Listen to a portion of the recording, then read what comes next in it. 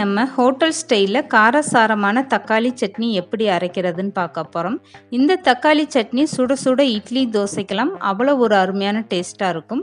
கரெக்டான அளவுகளோடு இதே மாதிரி நீங்களும் தக்காளி சட்னி அரைச்சி பாருங்கள், ரொம்பவே டேஸ்ட்டாக இருக்கும். ஹலோ ஃப்ரெண்ட்ஸ், வெல்கம் டு சமையல் டிலைட். ஃபஸ்ட்டு இந்த தக்காளி சட்னி அரைக்கிறதுக்காக இந்த மாதிரி பெரிய சைஸ் வெங்காயம் 3 வெங்காயம் எடுத்துக்கோங்க. இந்த 3 வெங்காயத்துக்கு இந்த மாதிரி மீடியம் சைஸில் 4 தக்காளி நல்லா பழமாகவே எடுத்துக்கோங்க. இப்போ இந்த வெங்காயம் தக்காளியை கட் பண்ணி எடுத்துக்கோங்க. இதுக்கப்புறம் வேறு ஒரு பாத்திரத்தில் 2 ஸ்பூன் அளவுக்கு எண்ணெய் சேர்த்துக்கோங்க. இது கூடவே ஒரு 5-6 வெள்ளைப்பூண்டு தோல் நீக்கிட்டு சேர்த்துக்கோங்க. இது கூடவே 2 இனுங்கு கொத்தமல்லியை பொடிசாக கட் பண்ணிவிட்டு சேர்த்துக்கோங்க.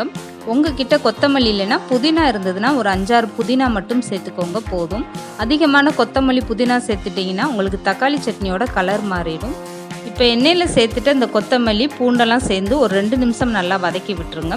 இதுக்கப்புறம் 8 காஞ்ச மிளகா எடுத்துக்கோங்க. காம்பெல்லாம் நீக்கிட்டு 8 காஞ்ச மிளகா சேர்த்துக்கோங்க. உங்களுக்கு உரப்பு கம்மியாக வேணும்னா நீங்கள் மிளகாய் வத்தலை கம்மி பண்ணிக்கிறலாம். இப்போ மிளகாயும் சேர்ந்து நல்லா பொரிஞ்சிருச்சு பாருங்கள். இதுக்கப்புறம் கட் பண்ணி வச்சுருக்க வெங்காயத்தை சேர்த்துக்கோங்க. 3 பெரிய வெங்காயம் தோல் நீக்கிட்டு கட் பண்ணி அதை சேர்த்தாச்சு. இப்போ இந்த வெங்காயம் நல்லா வதங்கி வரட்டும். ஸ்டவ்வை மீடியமாக வச்சுட்டே வதக்கி விடுங்க. இந்த வெங்காயம் வதக்கிற பக்குவம் மட்டும் ரொம்ப முக்கியமான ஒன்று. இந்த தக்காளி சட்னிக்கு நீங்கள் வெங்காயம் வதக்கும் போது நல்லா வதக்கி விட்டிங்கன்னா தான் இந்த பச்சை வாடை இல்லாமல் தக்காளி சட்னி சாப்பிட்றதுக்கு நல்லாயிருக்கும். இப்போ வெங்காயம் இந்த அளவுக்கு நல்லா வதங்கினதுக்கப்புறம் கட் பண்ணி வச்சுருக்க 4 தக்காளியும் சேர்த்து நல்லா வதக்கி விடுங்க.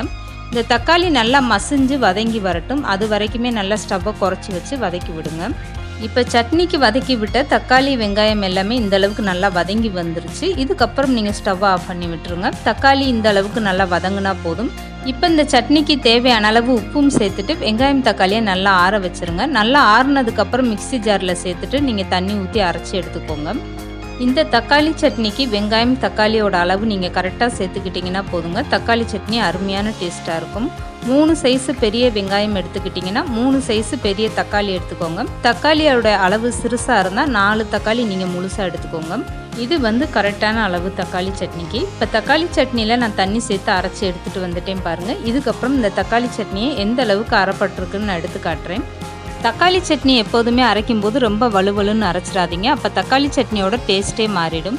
இப்போ இந்த தக்காளி சட்னிக்கு ஒரு தாளிப்பு கொடுத்துடலாம். இதுக்காக ஒரு தாளிப்பு கரண்டியில் 1 ஸ்பூன் அளவுக்கு எண்ணெய் சேர்த்துக்கோங்க.